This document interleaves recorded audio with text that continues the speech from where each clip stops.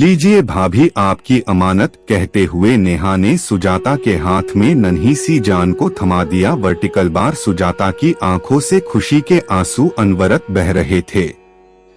नन्ही सी जान को अपने हाथ में लेकर सुजाता को आज अपने पूर्ण होने का एहसास हो रहा था। शर्मा परिवार के घर आंगन में आज 2 वर्ष बाद फिर एक और नन्हा फूल खिला था। प्रसव के बाद की निश्चिंतता कहें या सुजाता की सूनी गोद को भर देने के अपने दायित्व से मुक्ति, कारण जो भी था नेहा को गहरी नींद आ गई। सास-ससुर रवि और मनीष और हाँ नन्हा आशु, बच्चे से बड़े तक सभी के चेहरों पर प्रसन्नता झलक रही थी। वर्टिकल बार शर्मा परिवार के बड़े बेटे मनीष और बहू सुजाता के जीवन में एक नया अध्याय शुरू हुआ था। वर्टिकल बार माता और पिता के रूप में अपने दायित्वों को निभाने का। तभी हॉस्पिटल स्टाफ में से किसी ने आकर दोबारा रिक्वेस्ट की थी, पेशेंट के पास कोई भी एक व्यक्ति रहेगा, बाकी सभी जाइए। सुजाता ही रुकी थी। नेहा को सोते देख सुजाता उसके चेहरे को निहार रही थी। उसके पास ऐसा कुछ नहीं था जिसे देकर वो नेहा के इस एहसान का बदला चुकाती। नन्ही जान को अपने सीने से लगाए सुजाता की आंखों में आंसुओं के साथ कुछ दर्द भरी यादें उभर आई। 3 साल पहले नेहा शर्मा जी के छोटे बेटे रवि के साथ ब्याह के घर आई थी। बड़े शहर से आई नेहा हर चीज में परफेक्ट थी।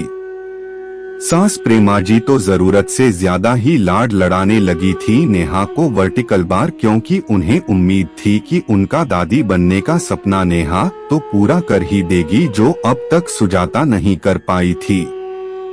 7 वर्ष हो गए थे सुजाता के ब्याह को, मगर जीवन की बगिया सुनी थी।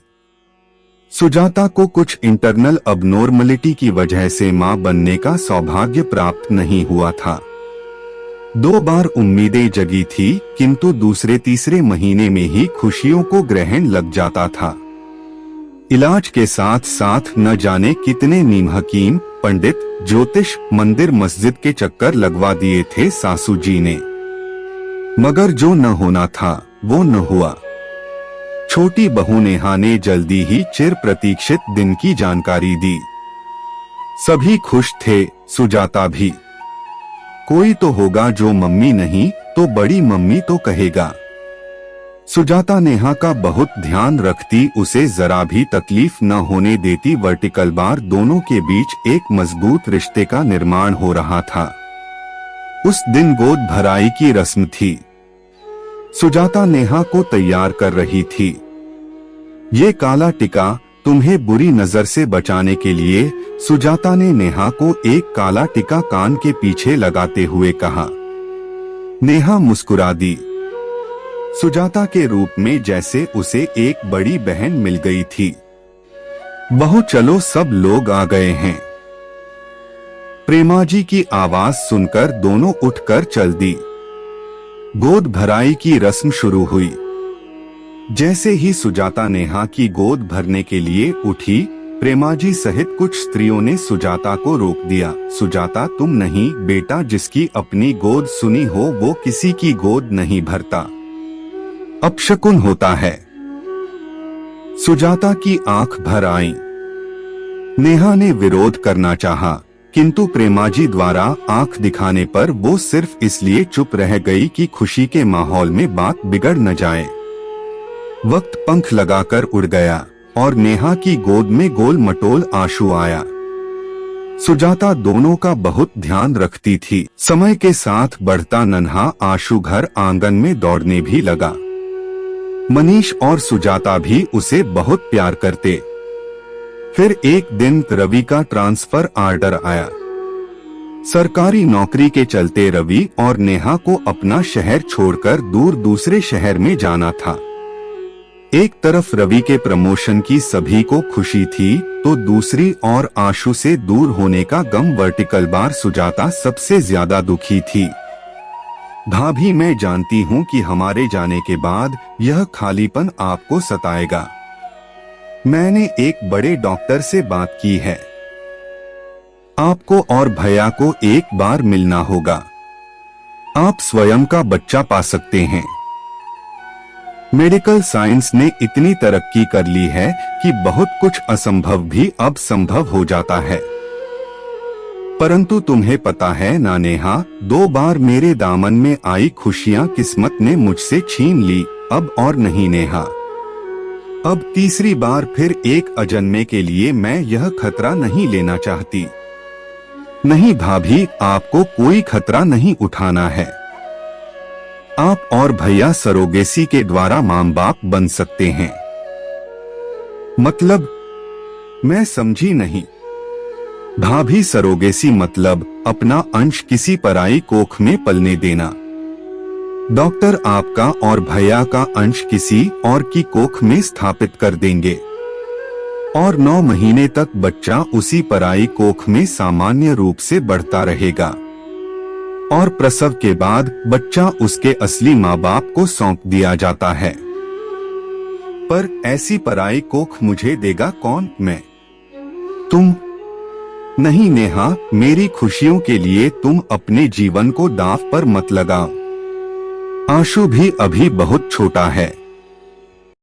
वैसे भी कहते हैं कि मां बनने के बाद स्त्री का दूसरा जन्म होता है।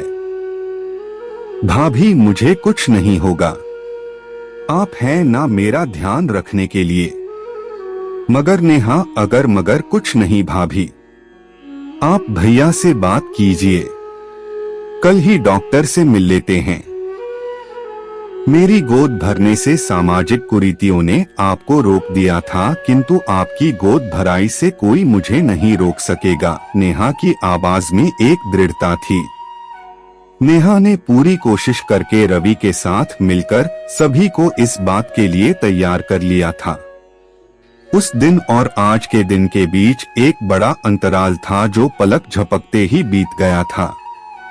नेहा ने सुजाता और मनीष के अंश को 9 महीने अपनी कोख में पाला और आज प्रसव के बाद अपने दायित्व से मुक्त हो गई।